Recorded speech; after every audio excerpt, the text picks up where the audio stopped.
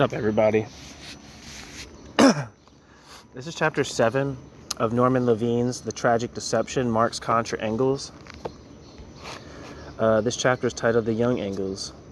I have COVID right now, so this recording may be a little rough, and I may snort and cough and wheeze and hack and all kinds of things, so you're going to have to bear with me.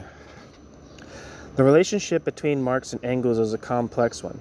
In evaluating this relationship, greater clarity will be brought to the problem by separating the areas in which they were in agreement from the areas in which they were in disagreement.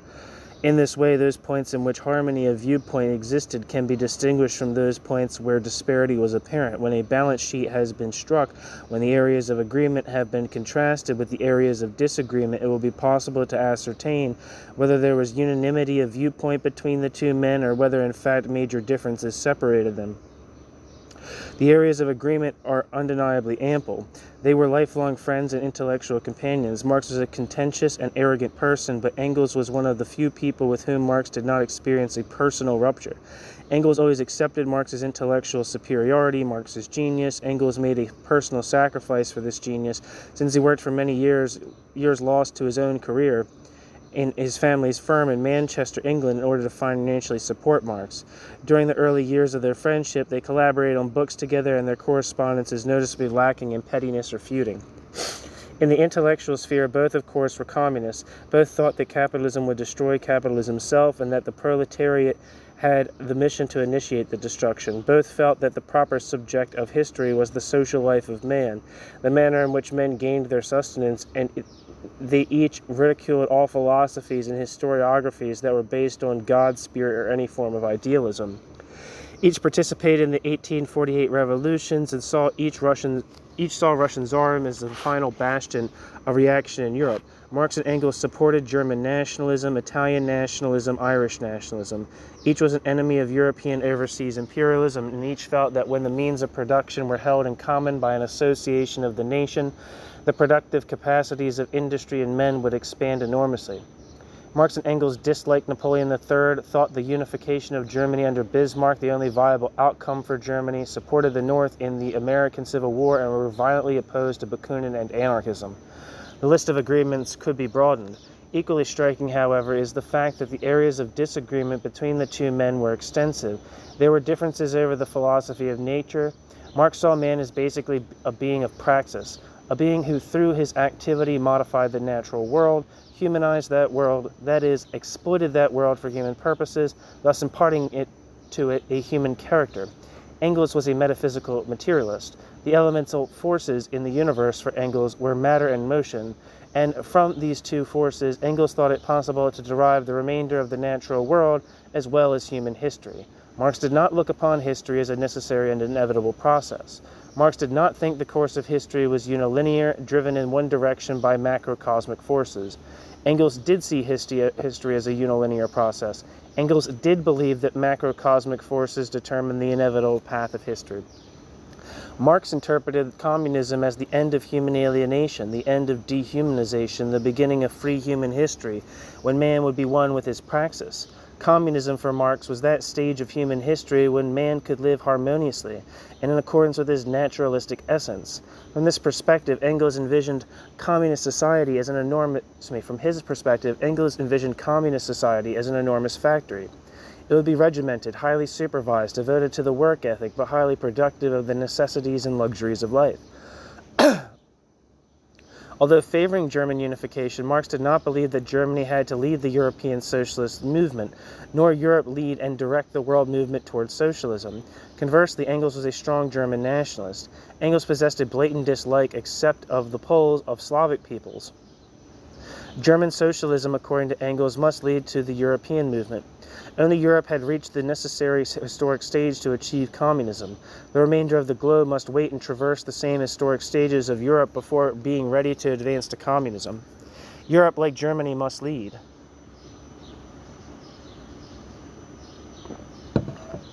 The questions that must be answered in the following chapters relate to the dimensions of this catalog of differences. Before these questions can be answered, however, it is necessary to analyze in depth the full horizon of Engels' own thought patterns.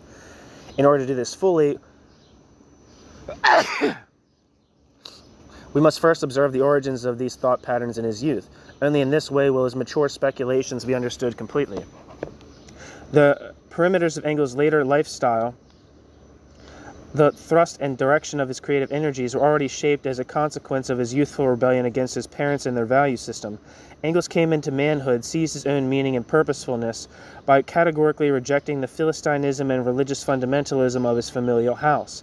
His parents were devout pietists and wanted their son to enter the family business. In Letters from Wuppertal, Engels ridiculed the social insensitivity and religious hypocrisy of his birthplace, Barmen. The town was an industrial area, and the local bourgeoisie remained totally callous to the suffering of the working class. The religion of the town was pietist, and instead of relief from poverty, the local clergy offered the promise of peace in the afterlife. In 1939, Engels implied what was later affirmatively stated in the Communist Manifesto, that, quote, religion was the opiate of the people, end quote. Social poverty was something that Engels knew from his immediate life experiences. His father had grown rich from expropriated labor. Social conscience arose in Engels from the direct visceral contact with economic poverty. Practical, empirical, Engels saw the need to relieve the daily distress of the worker and so rebelled against the major contributors of that impoverishment, bourgeois conservatism and religious obscurantism. Family relations toward the prodigal son were severely strained, of course. In early 1845, Engels had returned to his home to complete work on his book, The Situation of the Working Class in England. On March 17, 1845, Engels wrote to Marx about the uncomfortable atmosphere in the home, his parents' disbelief at his politically radical affiliations, and the incessant and irritating reminders of his lost religious fundamentalism. Engels' rebellion was against what he called, quote, bourgeois fanaticism, end quote. This path took him to a youthful career in journalism. From 1841 until 1842, Engels fulfilled his military service in the Prussian army as an artillery officer stationed in Berlin. During the same period, Engels began writing literary criticism for various German journals under the name of Friedrich Oswald. The young artillery officer, with a gift for lucid prose, found the bohemian life of the great capital an exciting contrast to the drabness and conformity of his parental environment. To his sister Marie, he wrote of long nights of conversation with literary friends during which bourgeois idols were destroyed with irreverent gusto. Engels drew pictures caricaturing the pompous snobbery and vanity of bourgeois life. The youthful coefficients of Engels' search for identity, his personal predisposition of thought, the horizons of his early movement to social conscience and humanitarianism were clearly manifested during the years 1840 to 1842. There was a touch of dilettantism. He possessed an agile mind, one that was restless rather than a mind that preferred not to roam broadly but penetrate deeply into a subject. He was a commentator rather than an originator. He was a popularizer rather than a seminal mind. Engels fled the sterility of his parental traditions. The world of art provided the stimulation and new vision that he desired. Literary work was the first step he was to take on the path to political and social commitment, and thus was really a brief halfway house. Above all, Engels did not practice self-deception. He was honest even to the point of self-effacement, and had a realistic grasp of the limitations of his own abilities. On the 26th of July, 1842, Engels wrote to Arnold Ruge, I have reached the decision to give up for a time all literary activity in order to devote more time to study. The reasons for the decision are the following. I am young and self-taught in philosophy. I have learned enough in order to form a connection and to defend it if need be, but not enough to be able to work with it with success and effectiveness. I have not, through the acquisition of a doctoral degree, earned the right to philosophize. So if one places demands on me, I must confess that I am now only a, quote, major philosophical sieve, end quote. Later, I hope I can, after a period of study, when I again am ready to write, and then under my own name satisfy these more exacting demands, and for that purpose it is best that I do not now divide my time between study and writing, since it will shortly again be claimed by mercantile work. Until now my literary activity has been confined to journalism, and I have had to learn from the activity whether my natural talents have had a fruitful effectiveness on the progress, have formed a living contribution to the progressive movements of this century. So far, I am satisfied with my contribution, and hold it to be my duty now and hold it to be my duty now through study, which I will carry on with intense ambition, to make myself acquire by hard work talents that were not naturally inborn." End quote. Engels. As a literary commentator, as one trying to familiarize the popular mind with the latest movements in literary thought, Engels became an adherent of and a spokesman for the young German movement. Rebelling against bourgeois conservatism and pietist fundamentalism, Engels found in young German art the requisite antidotes of nationalism, liberalism, and rationalism. Engels wished to participate in the more progressive movements of his time in a series of articles called Retrograde Zeichen der Zeit, which he wrote for the Telegraph für Deutschland in early 1840.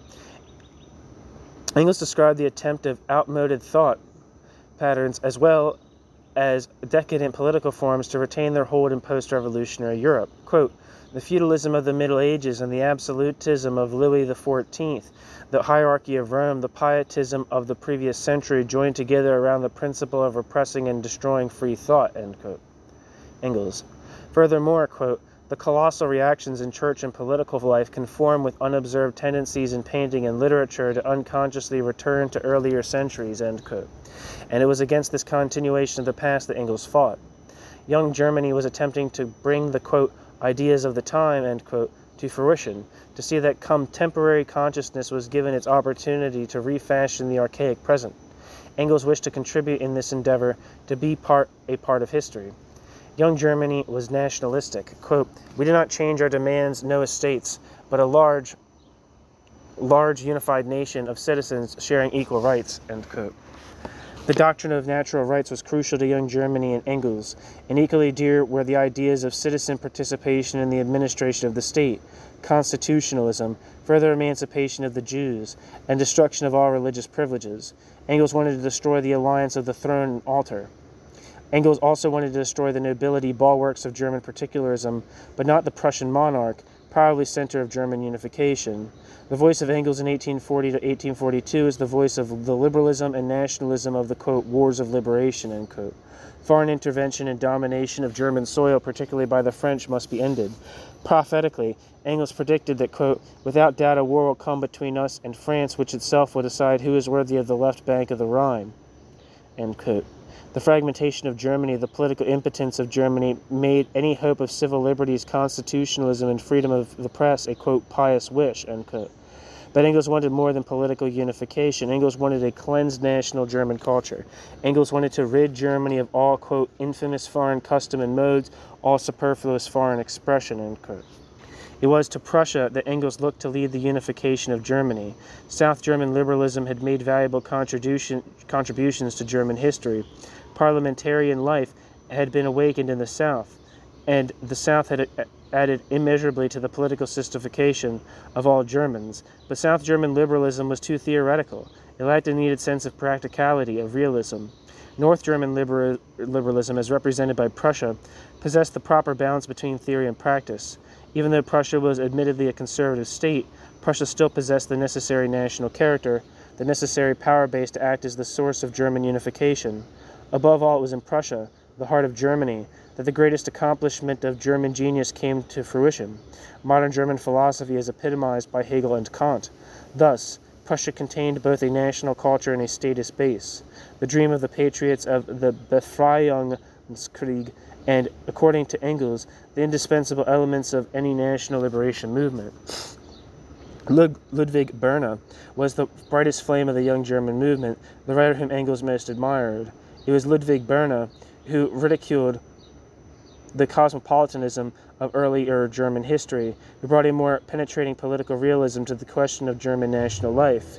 It was Berne who recognized the need for power in the German national movement, who understood that force was necessary to break the French hold on Germany. Complementing the rationalism of Hegel, Berne had taught the young German of his day that it was not thought, not ideas, but rather action, deeds that could bring freedom to any sphere of life. Berne's literary work was also written from an activist political perspective. Art was a mirror of society. Not only must art reflect art society, art must criticize and expose its society. Art had a social function, the improvement of the condition of the German masses. The only art that would live, according to Berne, was, quote, that which demands universal equality, constitutionalism, independence for citizens, end quote. Berne. Engels learned from Berne. He learned the need for practical action. He learned that art was an expression of social classes and social forces. He learned that art had the social mission to awaken in the peasant, the laborer, the apprentice, the desire for freedom, liberty, to make him conscious of his power. Unlike Marx, Engels' movement toward political radicalism did not spring from a philosophical radicalism. In his doctoral dissertation, Marx explained how it was the function of philosophy to expose the real to the merciless criticism of the rational. Mind must have, as the mind's task, the illumination of the irrationality of the real. Marx was a part of the Hegelian left. Indeed, Marx helped construct the Hegelian left. Engels, on the other hand, approached his radicalism from the perspective of literary protest. Engels was a dissenter, and his radicalism sprang from moral and artistic indignation.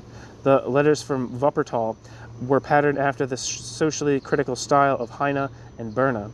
Thus, Engels, from the first, lacked a deep philosophical knowledge and ability. Nevertheless, Engels wished to partake in the movement toward German unification and social freedom.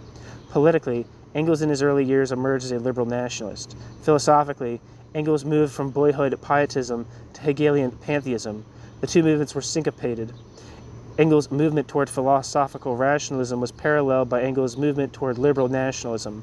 It was within this framework, pantheism and patriotism, that Engels acted out the drama of his years of becoming. The drama of Engels' youth, his spiritual journey, unfolded in the letters to his close friend, Friedrich Graeber. 3 steps, 3 distinct philosophical positions reveal themselves in these letters.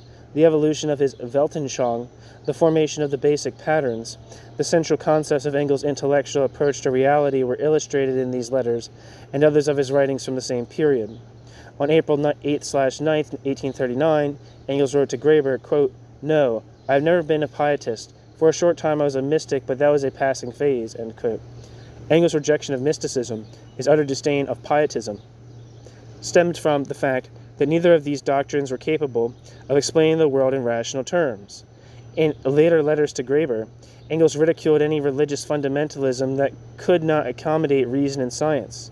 How can we trust, Engels asked, the divinity and authority of the Bible when it was composed by many authors, none of whom claimed to be divinely inspired? How is it possible to believe that only one flood occurred in the ancient history of man when geology has proved the existence of many such floods at various times in various places? Did the Bible really teach that men like Kant, Berne, Spinoza, who wished to perfect the best in mankind, would be eternally damned simply because they did not believe in God? I don't know about Berne, but Kant certainly did believe in a God in some capacity. He just thought what could be said about God was very limited.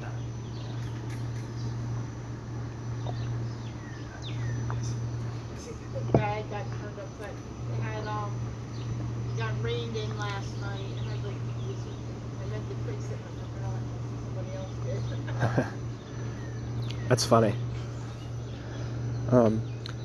Where am I? The direction in which Engels was moving was clearly portrayed in his redefinition of the idea of sin. Original sin was an absurd Christian belief. Under the influence of the, quote, new theology, end quote, Engels had come to define sin as the inability of mankind to completely fulfill the idea. If man were to perfect, to realize the idea of humanity, he would be as God. Sin, then, was not an inherent quality in man's nature, but a failure of performance, man's lack of capacity to perfect the idea of humanity. Mankind had mankind's godly origins in consciousness, for it was in consciousness that the power to rule nature and achieve human freedom was embedded. Consciousness possessed the potentiality of human perfection. But in actuality, the realization of this potentiality had never come into being.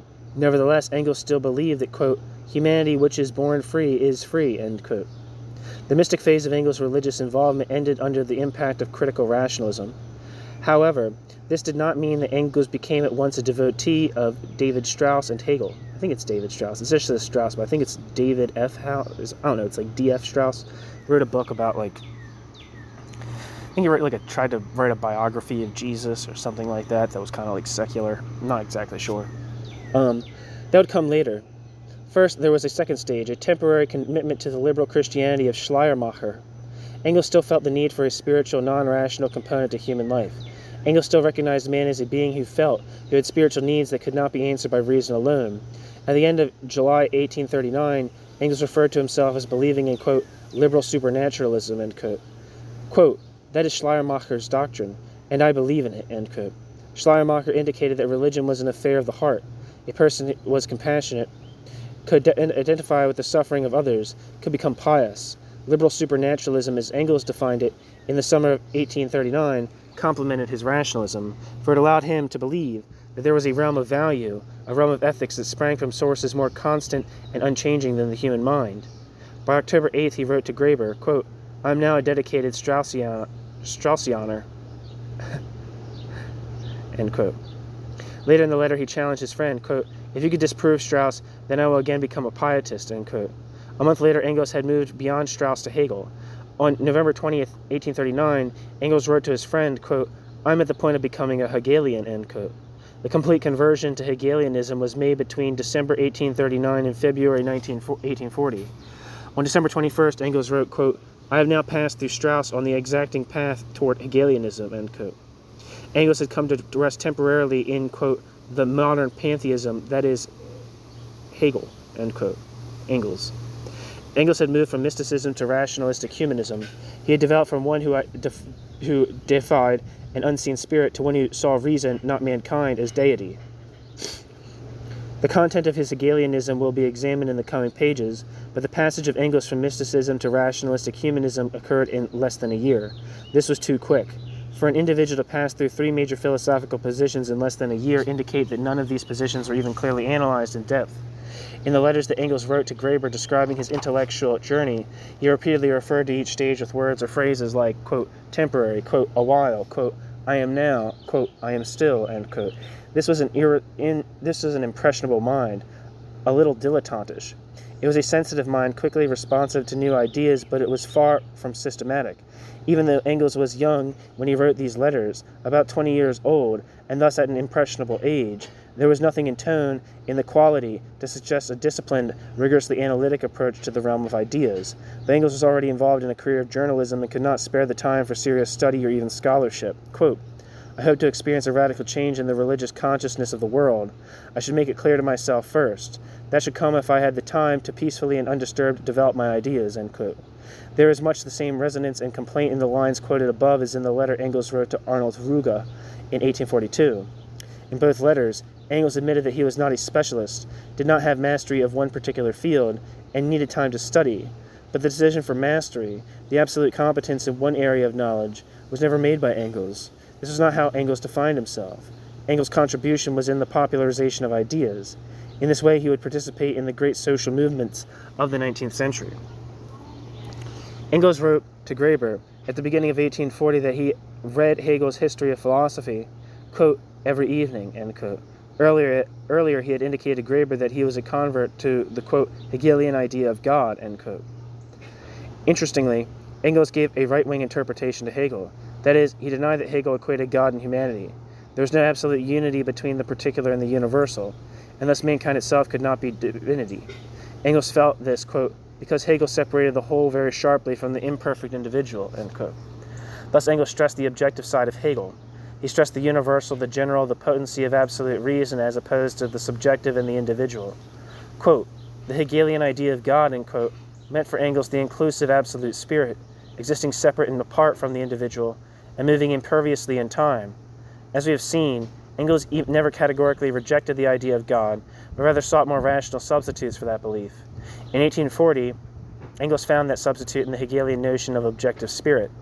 In the discussion of Hegel contained in his essay, Schelling und die Aufbewahrung, Engels clearly manifested his conservative, right-wing interpretation of Hegel. The active agent in the universe, the causal factor, was objective spirit.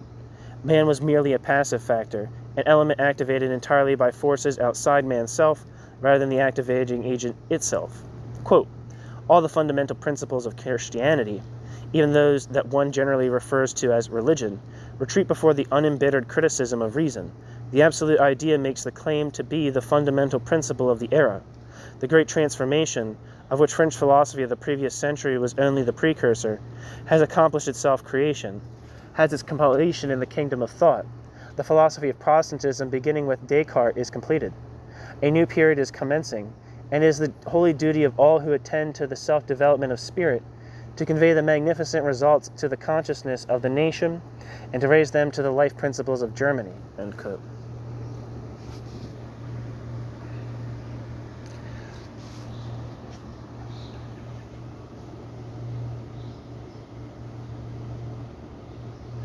I don't know what the relationship between Protestantism and Descartes was. Descartes Protestant? I don't know. Descartes was French. Was he, what's it called? A Huguenot?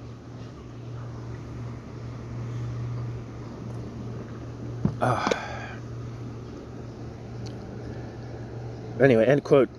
Engels. The causal agent in the above paragraph was, quote, "the absolute idea," end quote. It was objective spirit, which had postulated objective spirit self as the central principle of the era of the 1840s. French 18th century philosophy was a forerunner to the perfection of objective spirit. Was objective spirit in objective spirit's infancy? By the early 19th century, however, objective spirit, through objective spirit's own self-creation, had reached objective spirit's ultimate fulfillment as, quote, "absolute idea," end quote. That is, idea or thought as absolute self-determination. Engels reiterated this same idea in later pages of Schelling und die Offenbarung. Quote, "The Hegelian dialectic, this powerful, never-resting energy of thought, is nothing else than the consciousness of humanity in pure thought, the consciousness of the universal, Hegel's consciousness of God, where, as with Hegel, everything is derived from itself, is a godly personality entirely superficial?" End quote, Engels. Hegel, according to Engels, maintained that the activating principle in the universe was idea. The prime mover was thought, which existed separate from man, above man, and as God. Man was acted upon by thought. Man received his impetus to activity from absolute idea and was therefore himself not a causal agent. Man, who did not himself initiate action, but only reflected, quote, "the never-resting energy of thought," end quote, also reacted and responded to self-created and self-generating powers of the dialectic. The generative power of the universe resided in universal consciousness, and it was this dynamic that propelled the movement of history. It was objective spirit that predicated and man who was predicated. For Engels, in his Hegelian stage, reason meant necessity. What was reasonable for Engels was also necessary. Engels made the correlation between reason, or logic, and orderly sequence. That is, the test of reason was the obligation or need to pass through successive stages, or reason was predictability. If it could be shown that a given process had to pass through a fixed series, then it was logical. Engels understood logic or reason to mean the fixed stages, the necessary sequence, through which a given process must pass. Engels was basically a metaphysician. There was a need in Engels to discover some absolute, some power dwelling outside of man, from which the entire universe could be logically and reasonably derived. Engels was a man in search of a substitute God. Engels never rid himself of the idea of God. Engels only sought God in different forms. In his Hegelian stage, reason had replaced religion, but reason had been deified. That is, reason was now self-generative, the omnipotent energizing principle, separate from man in its self-containment and self-perpetuation. Engels was on the Hegelian right. Man was still alienated.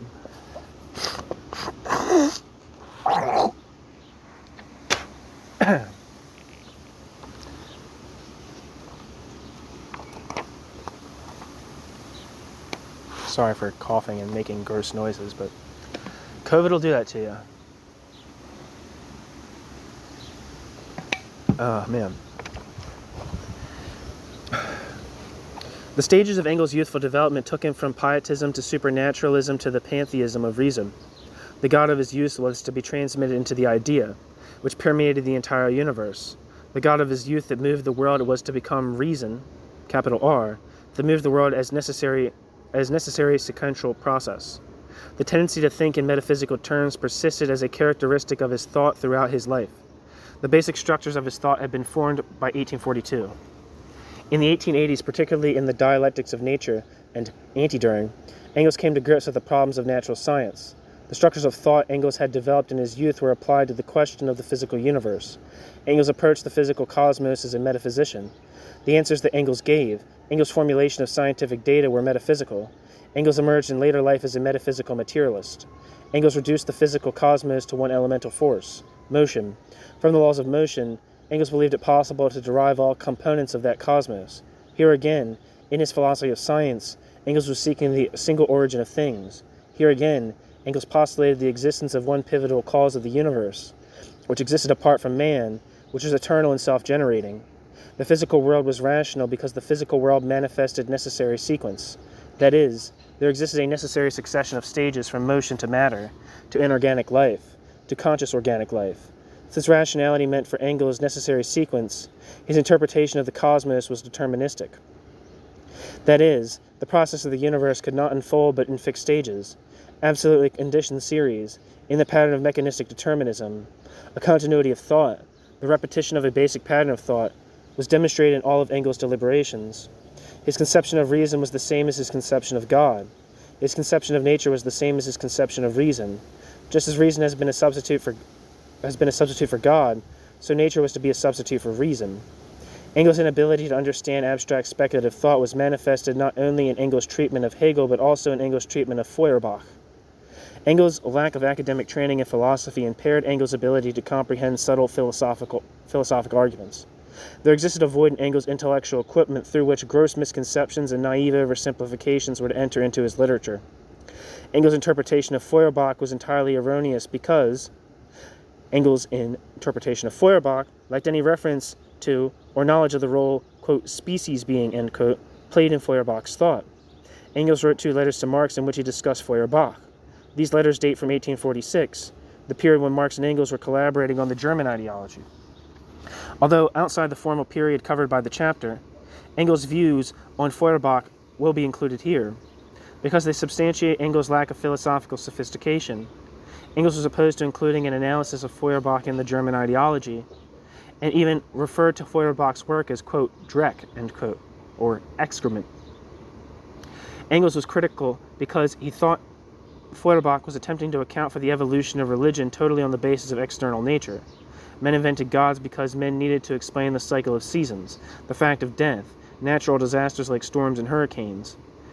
Engels thought Feuerbach superficial, of no interest either to himself or Marx, because Engels interpreted Feuerbach as trying to describe religious consciousness as merely the personification of natural phenomena. Such an undertaking Engels felt was quite traditional.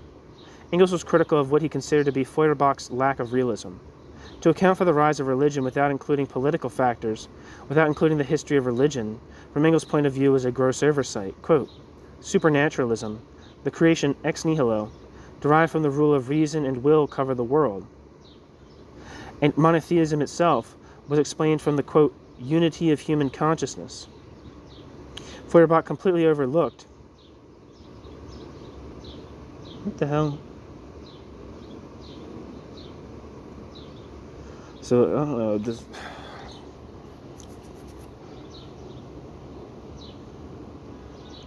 Sorry. This is not a quote. Supernaturalism, the creation ex nihilo, derived from the rule of reason, and will cover the world, and monotheism itself was explained from the, quote, unity of human consciousness.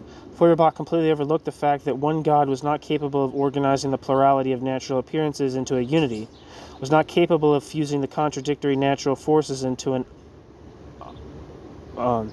homage of the one God, without a true political king, without a real oriental despot, bringing order to conflicting and self-seeking individuals, end quote. Engels misunderstood Feuerbach. Engels did not understand that when Feuerbach talked of nature, he meant external nature as well as the internal nature of the human species. Engels did not understand the naturalistic humanism of Feuerbach. Engels did not understand that what Feuerbach meant by, quote, species being, end quote. Thus, for Engels, the attempt to derive religion from nature was the attempt to derive religion from external natural phenomena. Religion in this sense came to be the symbolic illustration of natural events.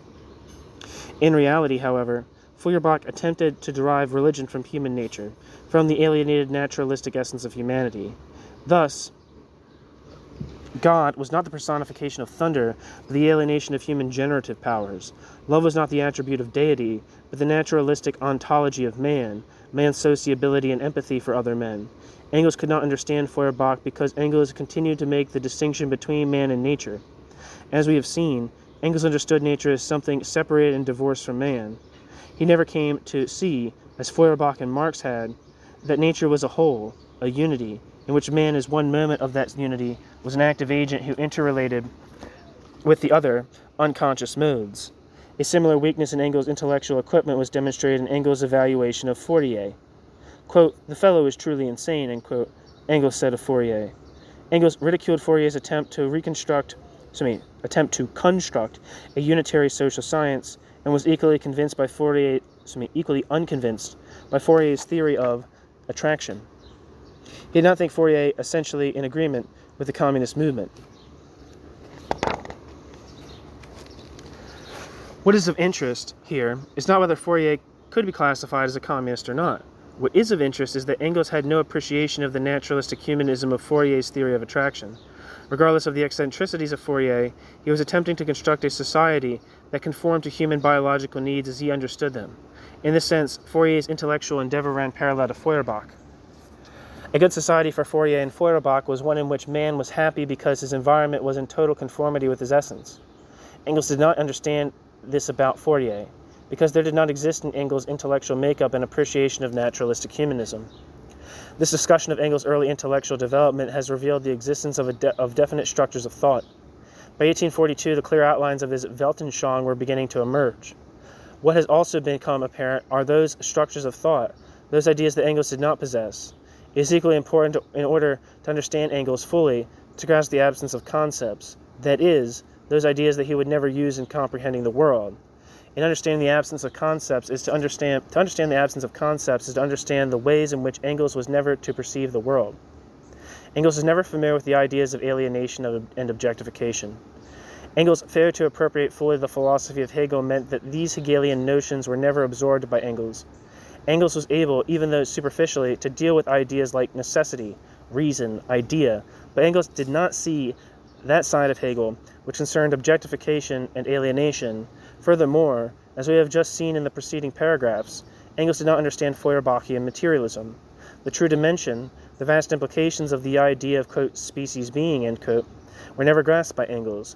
Engels did not see that the social universe was an anthropocentric universe. That is, the man in his universal essence stood at the center of creation. Without the notion of, quote, species being, end quote, without the notions of, quote, alienation and, quote, objectification, Engels could not criticize religion in the sense of Marx's criticism.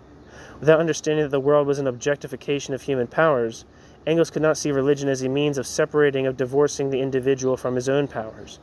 Since Engels did not begin from the assumption that man was the generative force of the universe, that it was human powers that had modified and altered the natural world, then he could not see religion as the expropriation of these powers, as hyperbolically the universal capitalist.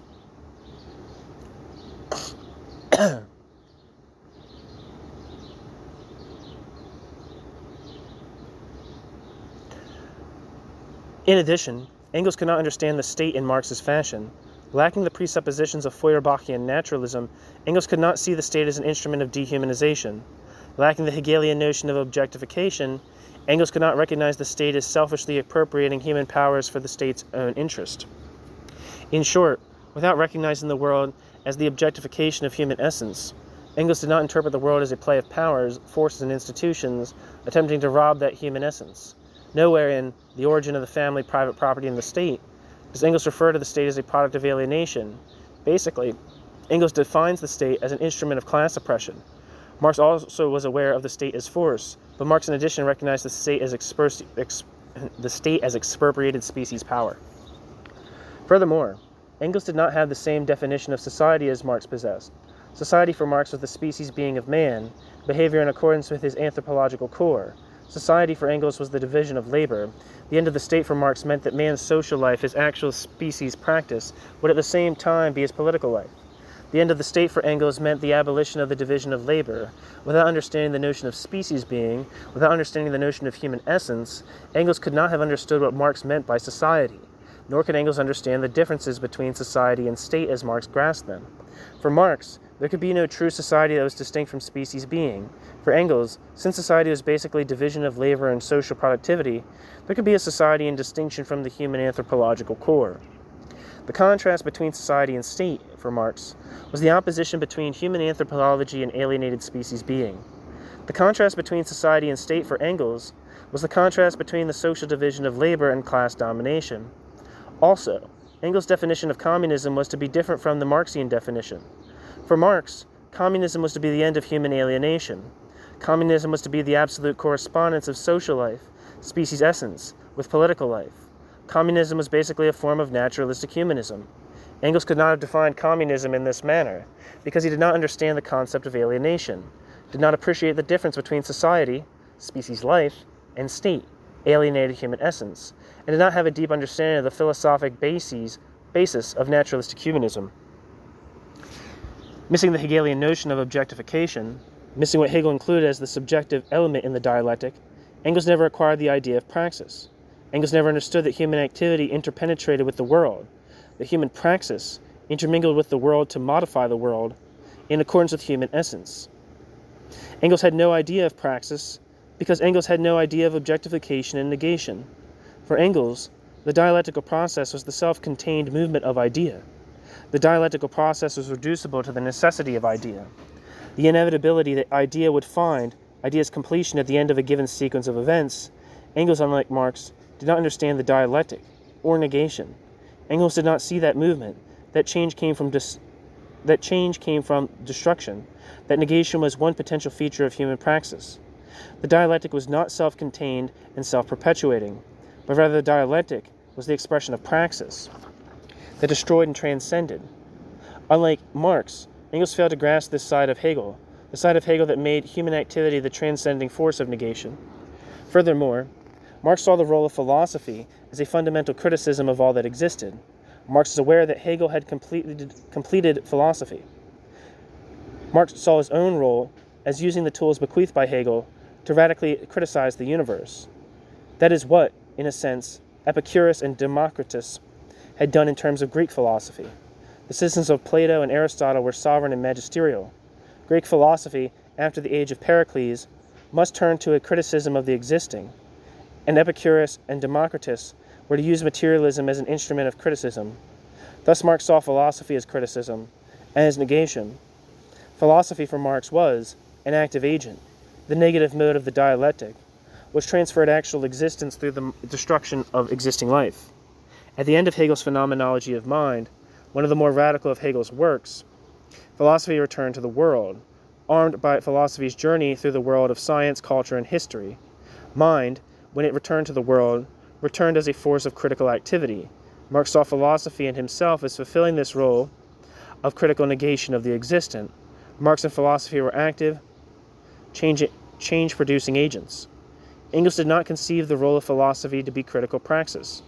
In the Philosophy of History, one of the more conservative of Hegel's works, Hegel described the course of human history as the necessary conquest of freedom.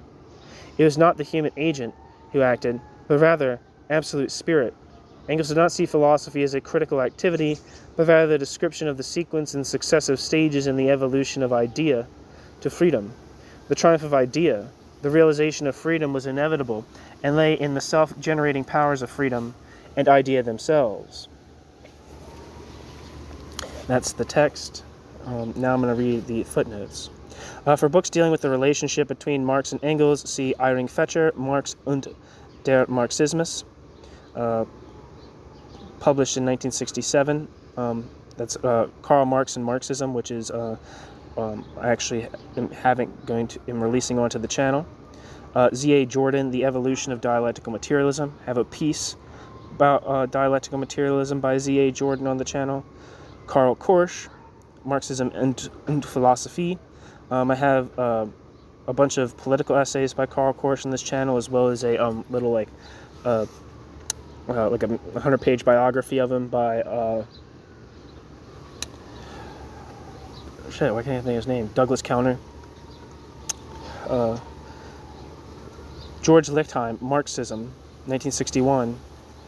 Georg Lukács, History and Class Consciousness. Franz Mehring, Karl Marx, translated by Edward Fitzgerald. Gustav Mayer, Friedrich Engels. Alfred Schmidt, Der Begriff der Natur in der Lehre von Marx.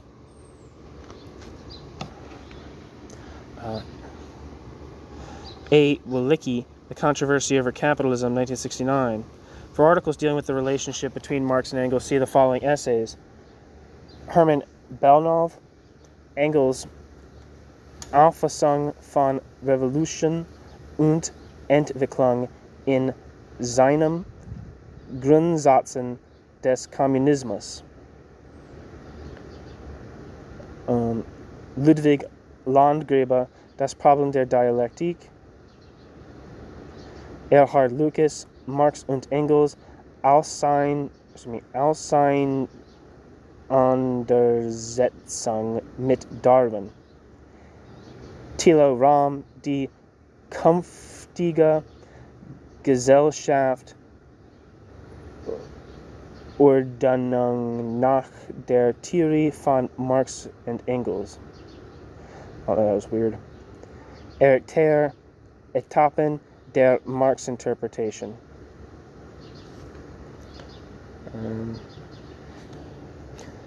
Friedrich Engels, Briefe aus dem Wuppertal.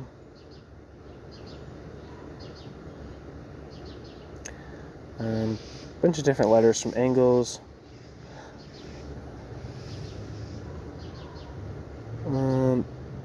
Peter Demetz, Marx, Engels, and the Poets, published in 1967.